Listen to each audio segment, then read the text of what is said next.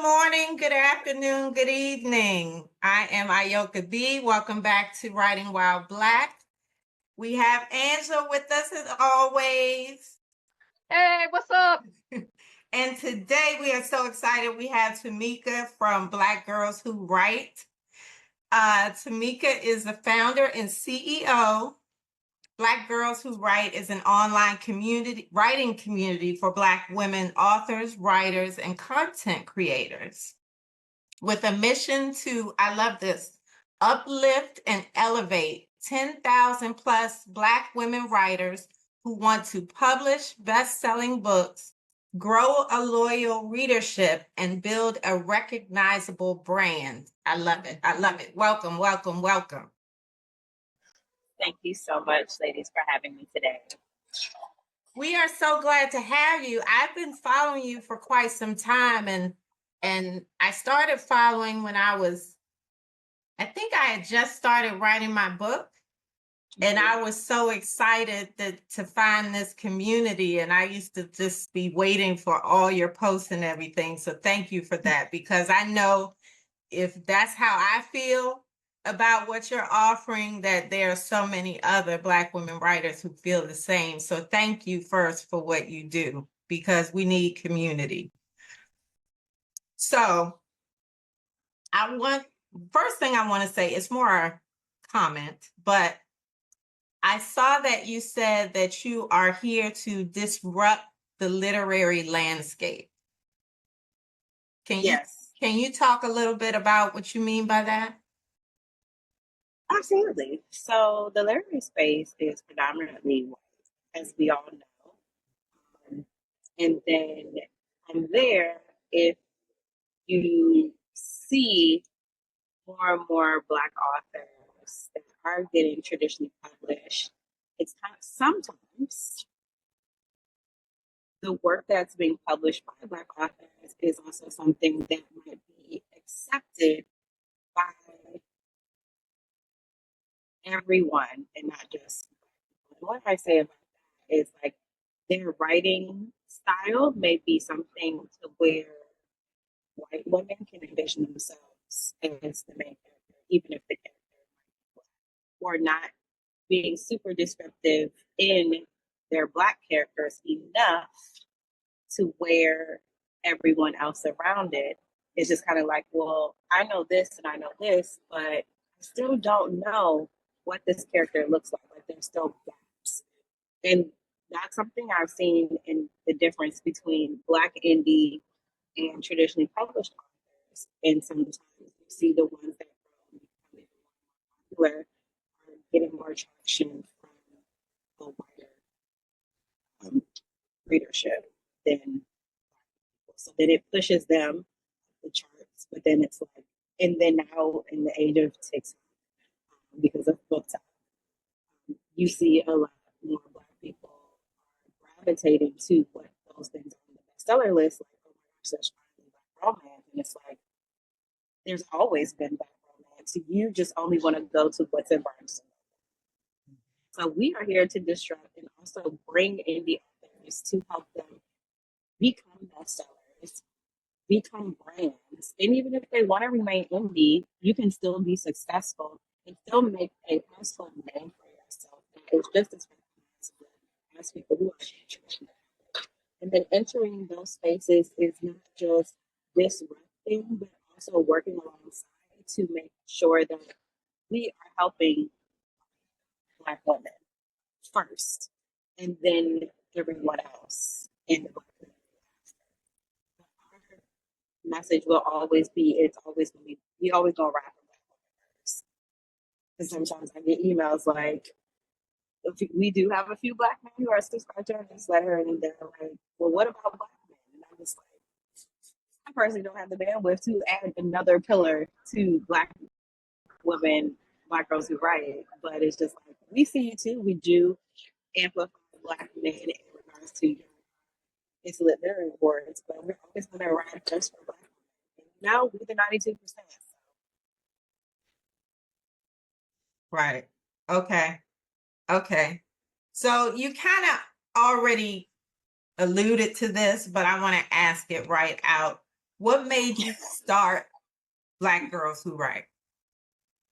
So at the time, I was an indie author. I still am. I just haven't written in a while. But there, I do follow a few other my peers on social media as well. And I saw one of my peers like talking about an amazing event that was put on. It was called Girl We Met by Christina Jones and Warren. And at the time, she had tweeted like, "There's all these amazing creator author events, but there's not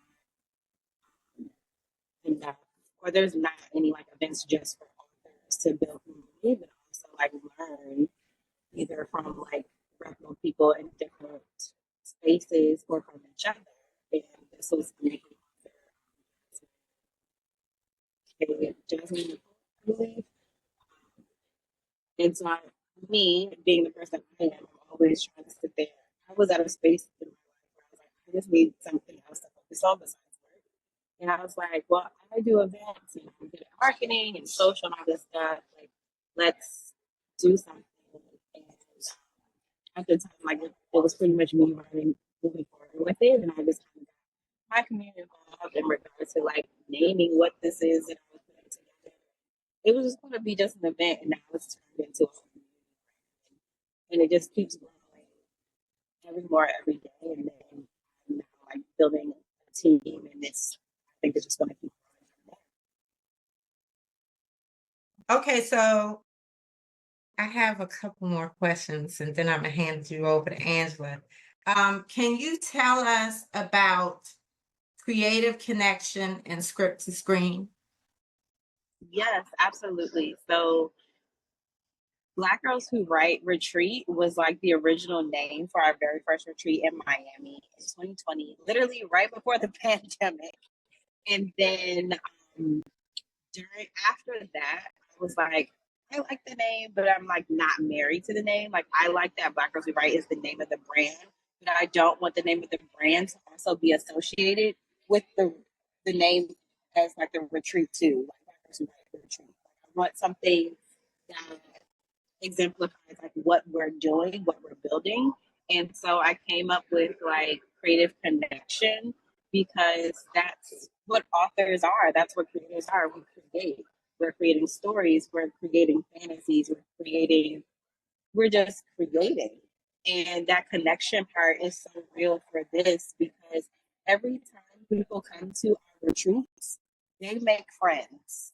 And it's not like some, oh, we're just friends for like 2 to 3 months. Like, no, people are building long term friendships.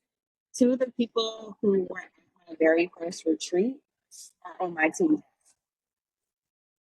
So, in me personally, I'm just really good at building long term connections. And that's what we see every time people come to our retreats. They also start building their own communities as well, their own person that they can go to get advice from or feedback. Then for script to screen, that's like my little baby that I'm still like working on. And that is going to be geared to authors, writers who want to get their books on screen or their scripts on screen. So that is something, that's an event that I'm hoping we can launch in 2026 alongside some partners, because I think that's something that is definitely necessary that no one's doing. There's always like some filmmaking stuff, but no one's bringing it back to authors as well and tying that in. Now that we're seeing more and more books being turned into content, like you guys are missing out on a lot of content by not tapping into other spaces within the Black authorship. Okay, Angela, I'm gonna hand it to you, and then we'll circle back. Angela, look like she got hard questions for me. I loved it when you did the introduction, and I do remember this when I went to, I don't know if it was on IG or Twitter, but I do remember seeing that number, that it was a number, like we want to help this many people. So I'm curious if you're tracking and where you are in the process. I'm guessing that you must be tracking. And so where are you in your process? Am I tracking?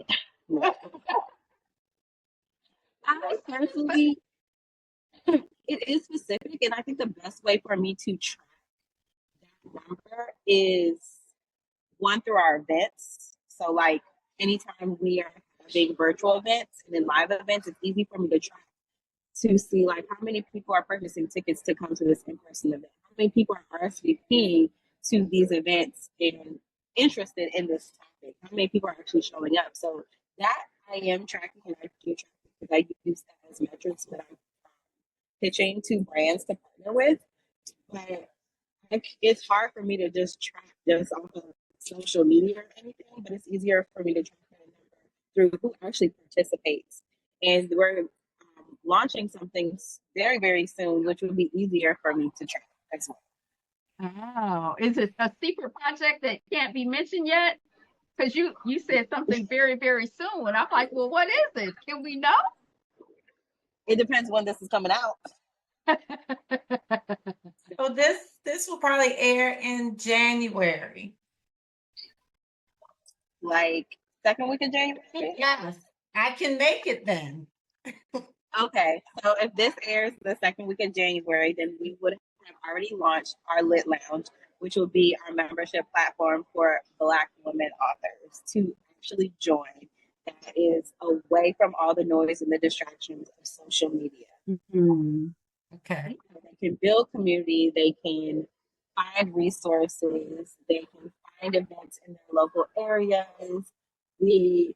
There's just so many things. We're actually going to, I'm not sure if you guys are part of our newsletter, but if you are part of our newsletter, we are going to send invites to our newsletter subscribers next week so they can have early access before we open it up to the public. And then at the end of the year, we'll look for feedback about what other things we can add and incorporate. But it's a thing of like we're all building together. This is something very new for me to build a membership platform.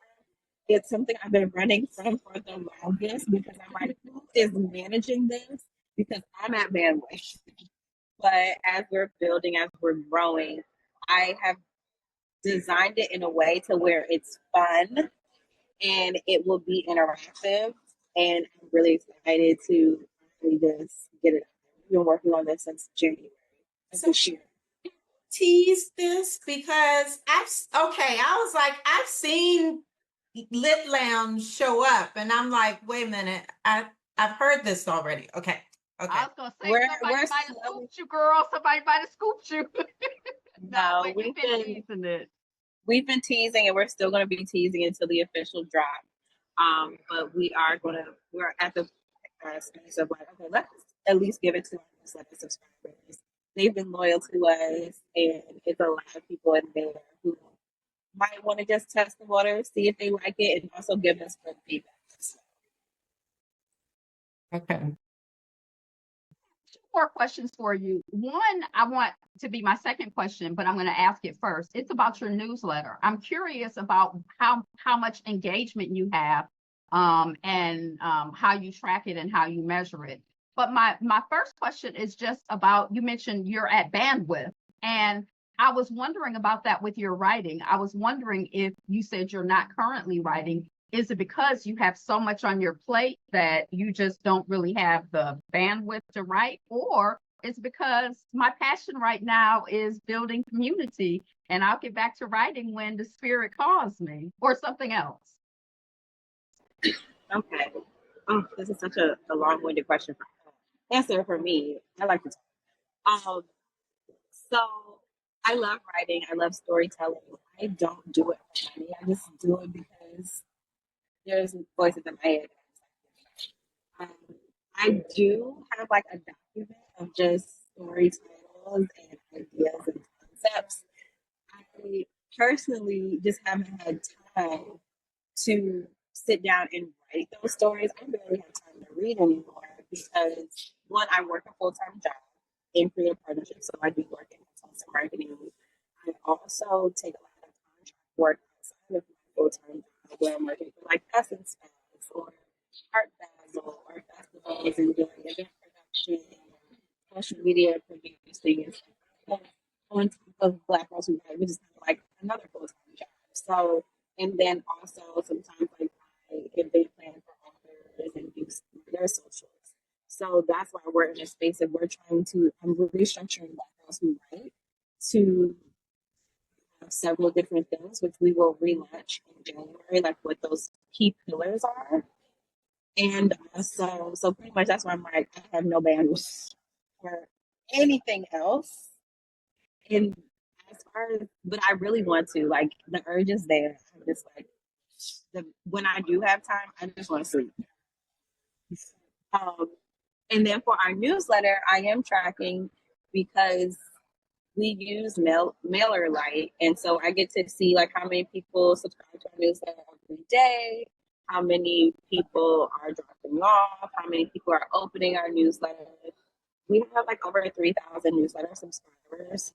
My goal this year was to hit 5K, but I think by the end of Q1 of next year, we'll probably surpass that. We always get an influx of newsletter subscribers around its literary awards season, but I want to make sure that all throughout the year that we're consistent with that. And we pretty much have like a 35 to 50% open rate. So like pretty much half of our newsletter opens. That's good. That's a high open rate. Yeah. And like in regards to like when we are doing virtual events and stuff, like we normally have between 80 to 160 people RSVP for events. So that's considering like a lot of people think like nobody comes to virtual events anymore. A lot of people RSVP because one, I might not have time to go or I might still be at work, but 9 times out of 10, I'm going to get that recording within that 24 to 72 hours, so I can really watch it. And considering like that we're launching this new membership portal, all of virtual events will be there and they will be saved there for the members. So anyone that's not a member, they won't have access to the recordings, so they will only be able to access the events in real time, but the members will have access to rewatch them. So I asked about the newsletter because it feels like when I talk to a lot of people, like newsletters are kind of like a thing of the past. I'm curious about whether you like absolutely not. So with the authors that you work with, is that something that you recommend that they build newsletters as well? I tell every author that I talk to that they need to build it. It's not like, oh, well, I don't know, I don't need it. No, you need a newsletter.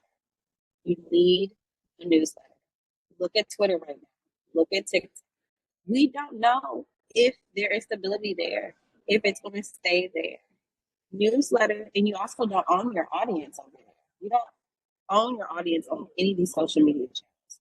So if you're an author or a content creator and you have 1 million followers on TikTok and TikTok gets shut down and banned in the US and you have no newsletter, now you've got to run to another platform to regrow where you already were in one place. But people who are artists and creatives who are trying to build community, build a loyal readership need to learn how to funnel people. And funneling into a newsletter is where you can own your data, you can own your audience, and if anything, you have that data. If you want to move and still have access to those newsletters. One thing that I always remember is when Kevin Hart first started touring before he became like a multi-millionaire, is at every one of his shows, he made people with their first and last name and their email address. And he ended up building a newsletter list of over like 100,000 subscribers, or probably 100% sure of the number, to where when he had the funds and the time to really build a team to send out newsletters of like where his new shows are going to be and stuff like that, he already had that data because he owned it. But if you don't own your audience on social, where else are you going to drive people to when it's like, oh my gosh, like I don't have anyone? And also communicating to authors to make sure every time you send out an email that you're not always trying to sell something. Because when you're always trying to sell something and that's the only thing you're sending a newsletter, you will start to see a decrease in unsubscribers. You need to give people something either educational, entertaining, or something about yourself that makes them stick. Also, you can make money off of newsletters. I've made money for bloggers who write off of selling newsletter placements. I work in the influencer space where I'm seeing creators who are growing and building their newsletters and getting paid to sell ad placements within their newsletters. And they're making maybe $700 to $7,000 per newsletter ad placement. That's just one placement. So think if you have 5 placements in one newsletter, you're easily over 20K, depending on your subscriber rate. So it's just kind of like without having a newsletter, you're missing out on money and you're missing out on your readership. Do you do a regular newsletter, or is it like a list that you have that you sometimes activate for information or updates? So we normally send out our newsletter cadence is normally like twice a month, just because the team is so small. And I only try to send out newsletters when something needs to be said. I don't want to oversaturate how many times because I know people who send out newsletters every day, but it just depends on the industry. I don't think with this industry it's necessary to send out a newsletter every day or once a week. I think for case twice a month is fine unless it's like certain things that have like a short term time. Like the other day, I had to send out a newsletter email inviting people within our newsletter who are in Atlanta to an event screening of Tyler Perry's new film, which also will have the cast and crew, you know, talking to them afterwards. So I'm like, okay, I got to get this email out. But it's like a one-off email that's separate from like our cadence. Thank you. That was interesting. As I said, you're the first. So I think somebody else kind of talked about building a list. Somebody talked about they have a list and they activated their list. But okay, all right. Ayoka, did you have something? Yeah. Okay. So can you tell us about the resources that you have available to writers and authors and content creators? Yes. So right now on our website, we have 2 directories. We have a directory, actually 3. We have a directory of just book bloggers and content creators. So we see so many authors that's like, I need beta readers, I need alpha readers, I need ARC readers, and I'm like, we have a whole directory. There's like 100 people on that list, and every time people email us, we just add them to the list. So it's like that's a free resource right there for you. We also have a directory of people who are editors and graphic designers, where people might be looking for people to design book covers and help them with book marketing and graphics or publishing. Like some of the people that are in our editor directory also help people with publishing as authors. And then we also have a directory that's literally just an author directory if people are looking to reach out to authors as well. So that will always remain on the website, but our membership will have the like even more detailed resources of like where can I go to buy an ISBN? Where can I go to print my books? Like what resources can I use to print my books? How do I do this? Or where can I find this? I want to learn and take these type of courses. What websites can I go to take these courses? Our membership will have even more detailed resources of how people can get information. Okay. And you mentioned earlier about the Lit Awards. It's Lit. Is that the name of it? Yeah, it's Lit Literary Awards. Okay. Can you tell us about that? Yes, so we started our awards, I want to say 2021, and from there, like we started off like with a small amount of categories, because right now right? It's self-funded by me.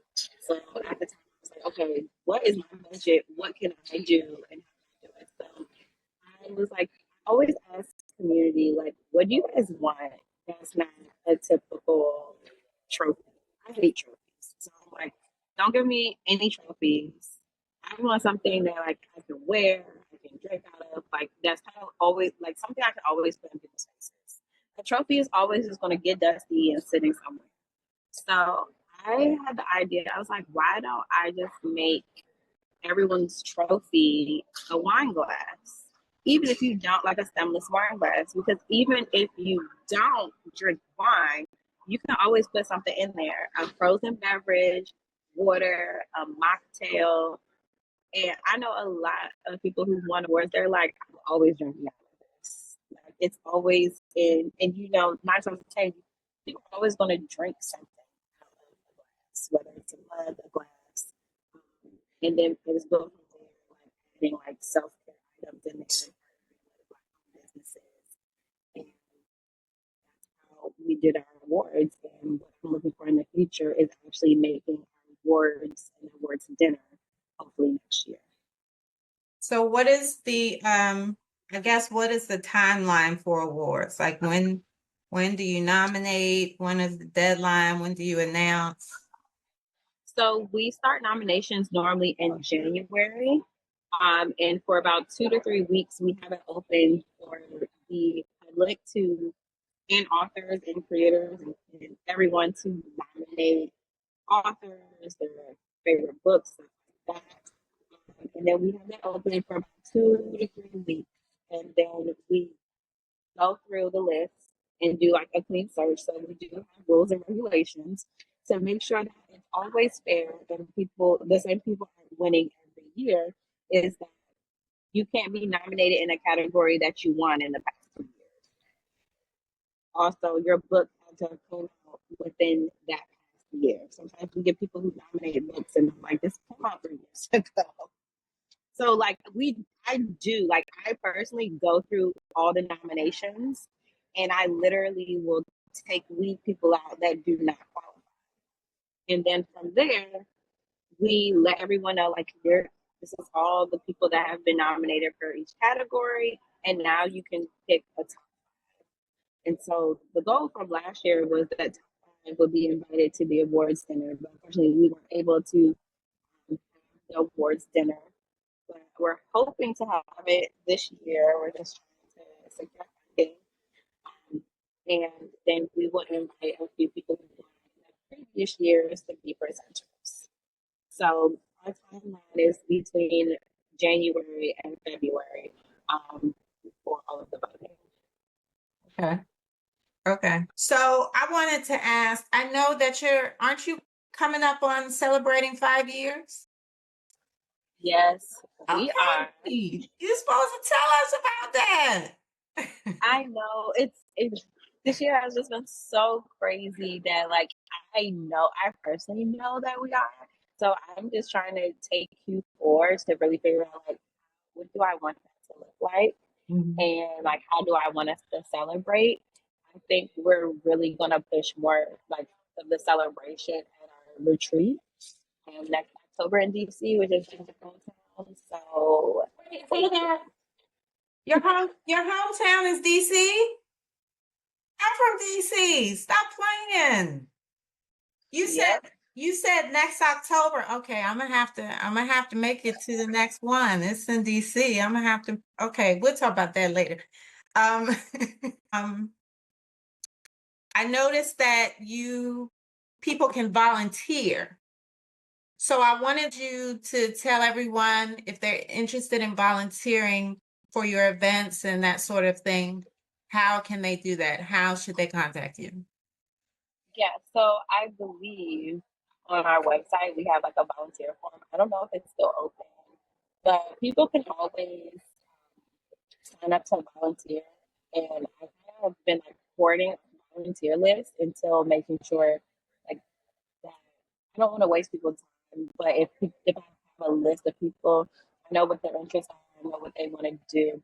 Then when that time is right, I will reach out And then we'll also do like a call for volunteers for anything specific, not just on social, but within our membership platform. So right now, I can't really say too much of like next year, but there should be some opportunities for people to actually be hands on the ground and involved in stuff.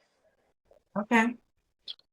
I want to talk about your writing. Like when, why, how did you start writing? What did you enjoy most about the process of writing and being published?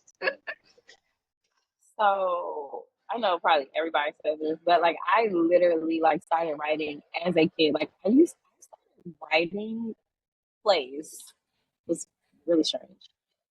As a kid, and my grandmother is Jamaican, so she was always like telling me all the time, "You need to read your book and your Bible." And I had no choice but to read the Bible because I've always been in private school. But I loved reading books, loved going to like the school fairs and spending like $300 of my parents' money on books. Oh yeah. So I love that. My mom was like, "You need to come down on some of these books and start eliminating. You're not reading all of this." But I ended up reading through everything that she bought. Um, and by high school, something happened, and I kind of was like, "Let me just write about it as like a way to just cope." I don't know. Every time like I'm going through a hard time, I start doing. I find my way of keeping busy is like picking up a hobby, starting school, like typical Black woman. Like we don't just be like, oh, like let's just cry. Like I'm not a crier. I'm just like, let me find something to do. So then I wrote a book at like 18, but I just like stored it way deep down in my email. And I want to say mid-20s, I was like, let me read this again. It was awful. It was like, oh my gosh. But I'm like, I was 18, so I'm an adult now. And I was like, okay, let me try this again. So before I wrote and published anything, I gave myself grace because I'm like, this is my first book that I'm going to actually publish myself. I don't know everything, but I'm going to take 1 year to learn and to research. So before I started putting my fingers to a computer, I just spent a whole year researching and reading, like reading everything I wanted to write about. So if I wanted to write sports romance as a Black author, like Black sports romance or Black romance, that's all I read. And then, so I literally just read Black authors for a whole year. Mystery, romance, fantasy, whatever it was, you name it. It was just reading. And that's something I tell everyone, like, instead of just rushing to do something and getting something out, take 6 months to a year to just research. Everyone's always in a like rush to like, put something out there and then be upset when it's like not good or doesn't get good feedback. And it's like because you didn't take time to really learn the craft. And you're still gonna always, even after the first time, you're still gonna have learning lessons. And that's okay. But it will feel better when you're like, no, I still am growing in this craft and I still have a lot to learn. But at least I took the step to take the time to learn it and not rush through it. Because and I always say like anybody can write a book, but not everybody can tell a story. And sometimes people ask me like, well, what does that mean? Like there are bad books that are poorly written, and the story makes zero sense. But then there are books that have great storytelling. And I live for good storytelling.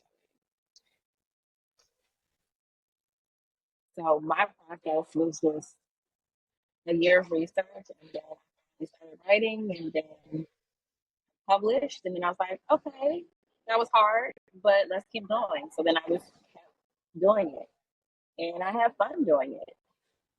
And I like now, like I make all of my own marketing graphics, my own book covers. I pretty much do the whole process myself. I don't have a team when it comes to my pen name, but I enjoy it because I enjoy it as kind of like, So So, what do you love most? We talked a little bit about writing, but what do you love most about your work with the Black Girls Who Write community? And I've heard you kind of say one aspect is the community aspect. And then also, what's been your greatest challenge with it? What I love most is that my brain won't shut off on ideas. Even though sometimes, like, I want to be like, Tamika, what? Stop. Um, so, like, what you see is just like a slither of stuff that goes on behind the scenes of what I'm doing. What our struggles is, like I said, like this community, this brand has been like self-funded. So it's just trying to alleviate that stressor, I guess, from my clients and finding ways to make this an profitable brand, but trying to monetize the brand in a way where we are still serving to the community and also providing things that people need, but also being able to expand our team as well in turn. And why I say that is because people are just like, oh, why don't you just get a grant? Why don't you just do this? Do you have time to write grants? Do you know how long it takes to write one grant? Do you have time to research the grants? People are so quick People to say, well, always say, why don't you just Right. go to the moon? Why don't you everything they be throwing after just any I'm old like, thing? do you know how exhausting it is to just literally write and apply to grants and spend all this time doing it to literally hear nothing back? It's defeating. Right. It's like the only thing I have right now is to self fund until I get to a space to where we are making revenue either through membership, through products, through merch to pour back in. So then I don't have to take it out of my personal check anymore. But also, like, everybody's like, always, do this, do that, do that. And I'm like, I have done all of these things and I'm getting nowhere. So if you want to come and do it, be my guest. I'm trying. Because I have this year we applied to a lot of grants. I haven't heard crickets. And the crazy thing is, some of the stuff that we're applying for are literally next level ideas, next level things that can and will be executed. But the part that we need the most is the funding I to did just grant build. writing full time. It's more than a full time job, and it takes years a lot of times to build those relationships. If that's something you want to pursue, and I would almost argue against it, but it's a lot. So you spent a lot of time this year. Probably if you continue along that path in about 2 or 3 years, you'll start to see results. Look at her. But you could get lucky. But it's in my opinion, merch, events, those types of things that you kind of have in your hand is going to be a lot more. That's good. A little bit quicker. Right, because then you spend so much time writing grants and then so much time telling them what you did with the money, and anyway, that's a whole nother conversation.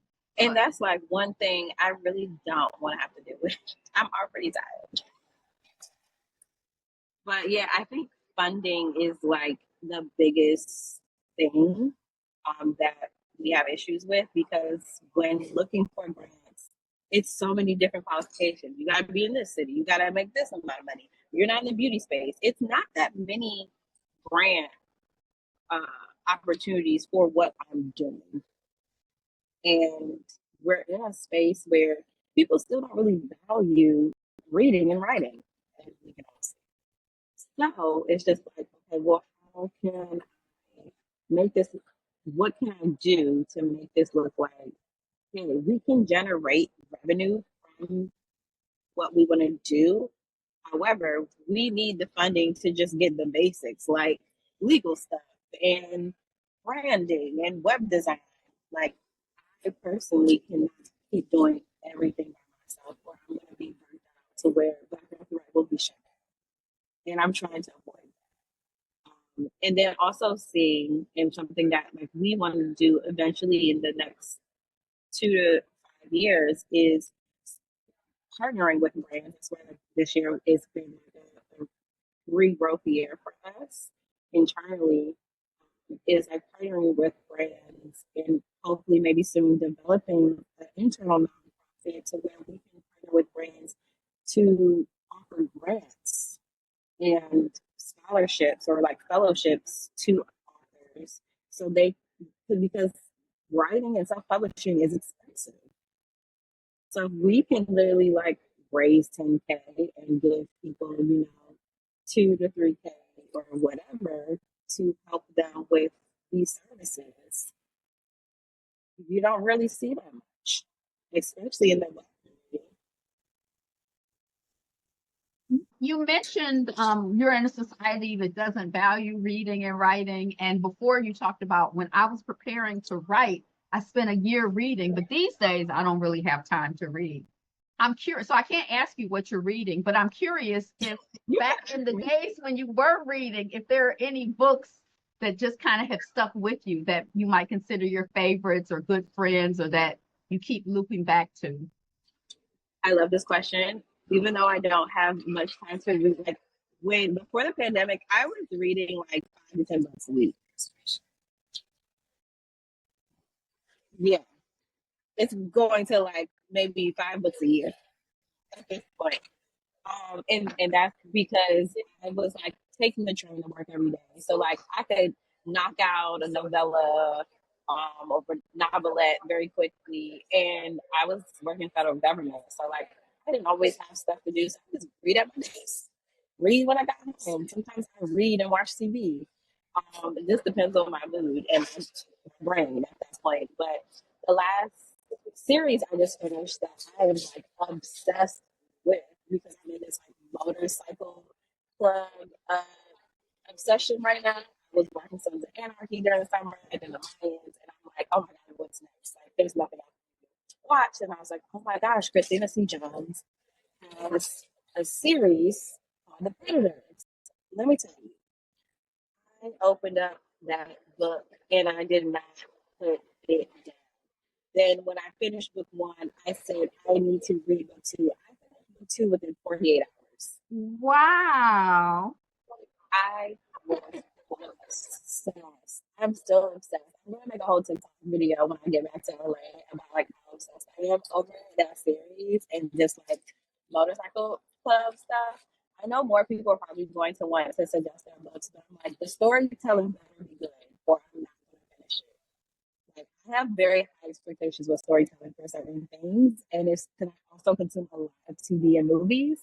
So, like, I don't want people to be disappointed if I don't review their books. That's why I don't really like take book reviews because like I don't want to hurt people's feelings. And sometimes people like want me to read their books, and I'm just like, I'm not even interested in this. So I'm like, and I had to like keep telling people like we don't do book reviews because also that's not what this platform is for. It's to help authors build and be better entrepreneurs, not for me to be a book reviewer. And once in a blue moon, like if I really am obsessed with something, I might do a founder's review. I think I've done like one or two within the past 2 to 3 years. But other than that, I'm like, we have a whole directory of people who can review your book. It won't be me. Every day. Okay. I think I read some Christina C. Jones. It was one book. I'm trying to look it up now to see if that was her. Okay. Interesting. I read Behind the Scenes and I thought it was very well written and I really enjoyed it. Behind the Scenes. It's not my bag, but I've been walking around with that paperback book of Behind the Scenes for the past year.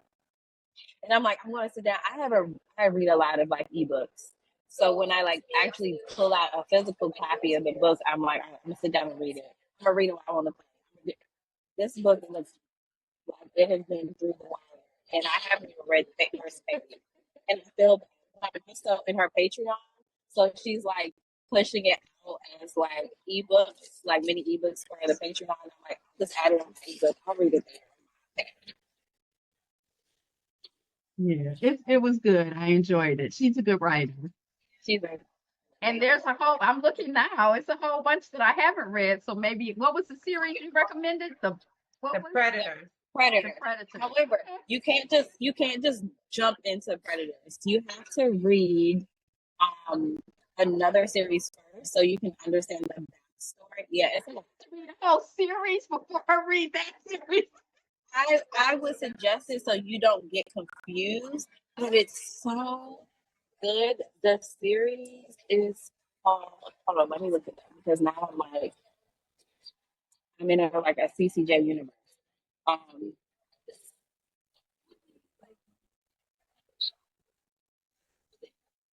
so it's called the High Stakes series. It's two books in that series. There's like a third book, but it's kind of just like if you want to read it, cool. It's still good, but like the first two books is definitely like a must read before you read. So Auntie Up and then Juice is Wild. Auntie Up is really good, and then it introduces someone you really need to know, and Juice is Wild. And then after you read Juice is Wild, then you can go read The Predator. Predators. So I just gave you 4 books to read. Okay, I wrote them down. So Thank you. Okay. Okay. Um, what tell us what writing while black means to you? Look, writing while black means writing with no limitations, writing with love, writing with care, writing with freedom, writing what's on your heart, and just writing whatever black ass story you want to tell. Just staying true to the culture. Like, don't try to whitewash your characters to be accepted in a certain demographic.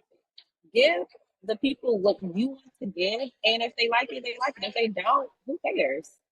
At the end of the day, what I tell authors is they're gonna read it regardless, whether they complain or not. You already got the check. The check has cleared. So move on. Yeah, You were I talking would about, say early on you talked about, there's some black authors that seem to be writing for the white gaze, and they're creating these characters who are supposed to be black, but they don't feel, authentic.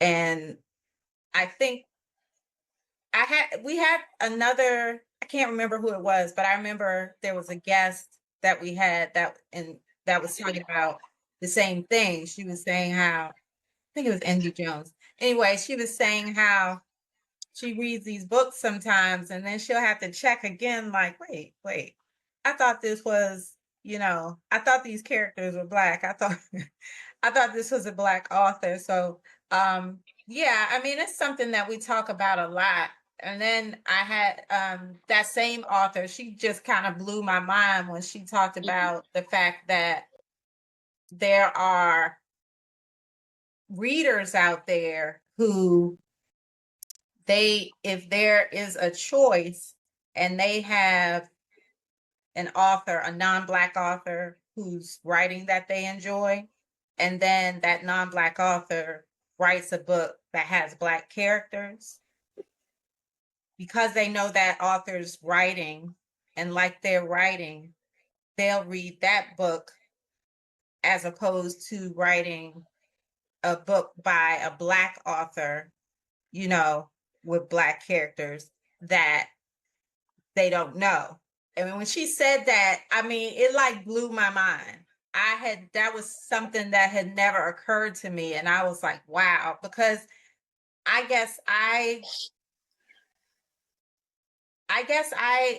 it's not that I don't read non-black authors, because I'm a reader. I've always been a reader. However, it never occurred to me that there was, until I became an author and got in this space, it never occurred to me that there were so many people, I'm not surprised, but like usurping on our territory, you know, writing these books with black characters. Again, never surprised, but It's just, it feels Because icky. sometimes it turns into a stereotype.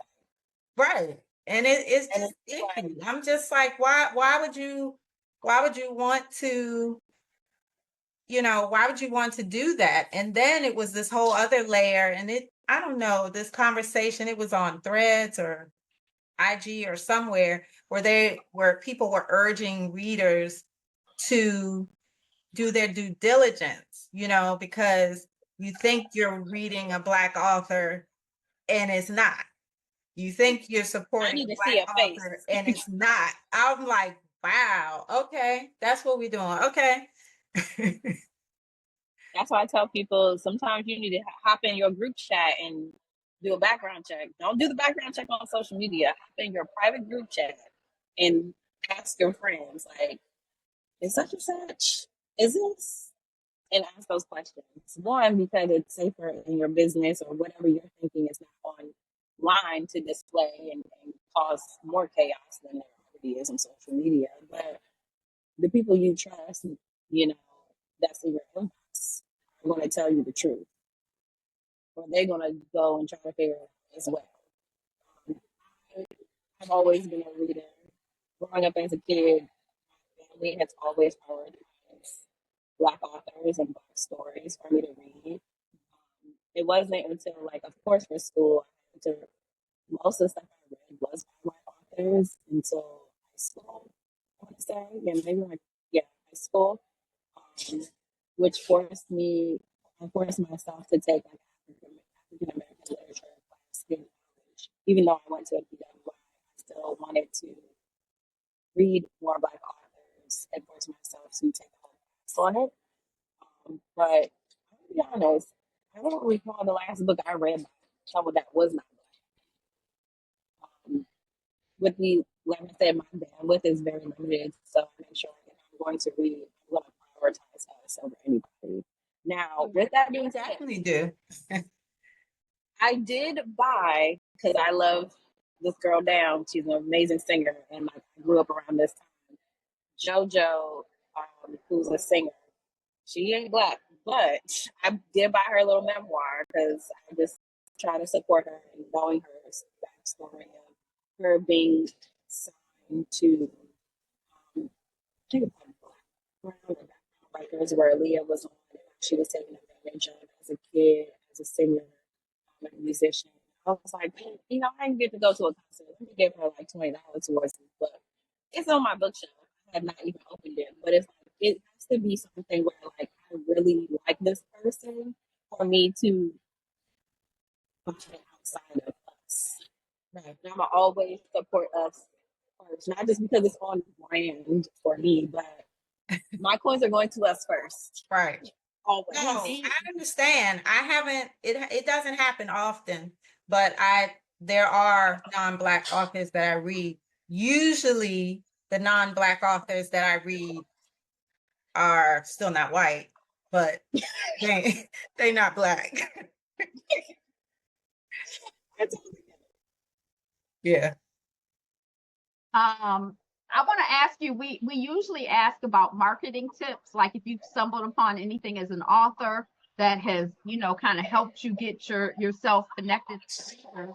And you talked a little bit about owning your list and getting emails and giving your readers something of value, not always just coming to them and be like, buy my book, buy my other book, but giving them some kind of relationship. But I'm curious if there are any other hot tips that come with the hot tips, girl. Give us all the tips, or some of the tips, or one or two.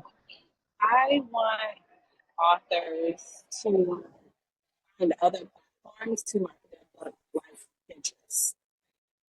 They're missing out on money by not marketing their books on Pinterest. And there are so many different ways you could do this. You can do it with quotes, you can do it with graphics, you can do it with videos. And then also, I won't even say this is marketing, but this is a business tip that I would like to just give people. Within the past couple of years since I started Black Girls Who Write, and I did not realize people were like this, I need authors to realize that, oh, well, I just write books. No, you are an author. An author is a brand. You are now a business. You are making money off of something that you're doing, you are a business. Whether you file taxes or not, that's between you and Jesus. But you are still a business and you need to operate and act like that. I have received emails from people where they just ask for stuff. There's no hello, there's no how are you, how was your day? And I just look and I'm just like, do y'all ever have professional jobs? There is a lack of etiquette within this community. And I'm not saying it's everyone, I'm just going to generalize that will not get you past a certain level. And if you want brand partnerships with businesses, if you want to be an author and an influencer, an author and content creator, or you want to get brands to buy into your newsletter and placements, you're going to have to know how to start moving like a business and like a household name. I know Beyonce would not email me like that, so you shouldn't be either.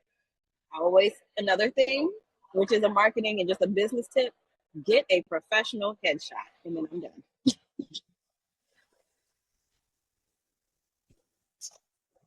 I just want people to be better. Like, I want you to present yourself. You might not have Chanel money, but present yourself like Chanel instead of Walmart. Because those are the people and that will be in places that you want to be. If I have the opportunity, if someone sent me a picture that is a high quality headshot versus something that they just took in their car, I'm going with the author who sent me a high quality headshot. If I need to partner them with a paid opportunity with a Netflix, with Barnes and Noble, with an Audible, one, you're not going to embarrass me as a brand, but also I don't want you to embarrass yourself either. And these are things people need to realize that is necessary when you want to start taking your craft to the next level and monetizing beyond just your books. A question that's kind of snarky, but I'm going to say it anyway because I'm grown. Do you ever, or could you please do a free webinar on front covers or book covers? You know why I said that, okay?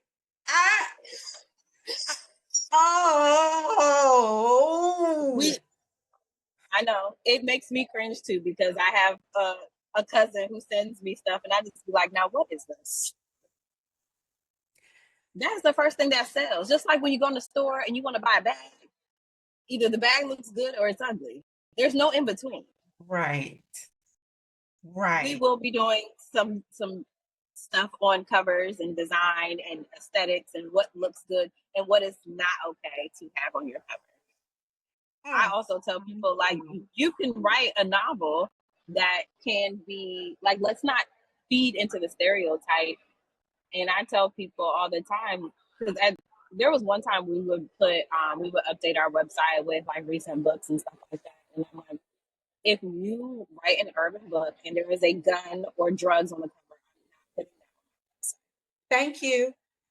Thank you. From me to you, thank you. You do not need to have these things to articulate that your book is urban. Because now you're playing into a stereotype, and I'm not putting it on my website because I am a brand who's trying to generate income by working with other brands who have more money than me. They see that, they're going to say no. Urban does not mean that. It doesn't. Oh, put all of that in the interior of the book, but it doesn't need to be on the cover. Right. It could be in the storyline, but Lord have mercy. Okay. The book cover is your first place of marketing. If your book cover looks a mess, 9 times out of 10, me personally, not me as the founder, me as Tamika, I'm not reading it unless someone that I trust is like in my personal text message inbox saying, you need to read this. And it's very rare. Right. And they're missing out on their book could be fabulous. and they're missing out on readers like me. I'm snobby. I see this whack ass cover. I'm just like, nope. I don't even care. I don't even want to read the book blurb. Next. Look, I'm the same way. And it I'm the might not same be way. And fair, those are the but I have a PR background, so so I you know, right. I'm not doing that. it, No. and it's the same and I try to get people to understand that, like, oh well, like I want this on my cover. It's not going to sell. Just like you have to think about people who are musicians and they create covers for their CDs. You got to think about what the covers, you know, those marketing posters look like when people are promoting films. Those are the things, and on top of like a trailer and a synopsis, that sell people into watching stuff. It's not just always the actor alone. And it's not about what you like. It's about what the target audience is going to like, what your reader is going to like. Just like when you renovate your house, if you're planning on selling it, it's like, don't do some real niche, crazy stuff that you love, because if this is not a house that you're going to keep forever, everybody might not like a black kitchen with black cabinets. Just saying. You got to think. Maybe me. You got to. All my friends are like, "You're a vampire." Exactly. And that's where it starts. So those are things that we have been discussing internally, that whether people want it or not, people need it. And it's kind of like something we're going to have to consistently force onto people. Like, your covers don't look good. And that's okay. Let's teach you how to make them better. Or you need to stop going to that designer and go to this person. Or you need to look and not just always. I also have been telling people, stop hiring people if they're not giving you a contract. If they're only giving you an invoice, don't work with them. You need to make sure there's a contract in place so you understand what their rules and regulations are, where you're protected, where you're not protected. Because if something happens and you gotta get taken to court, the first thing the judge is going to say is, well, was there a contract? And the contract actually protects you, and that's a whole other thing, that why we built the membership. So we have a section for marketing and graphics, and full covers are included in that. We have a section for legal, because that is what's going to keep getting authors and that. Yeah. So we plan for all of the things. Okay. That's good to know. That's good to know. It's been a pleasure having you on.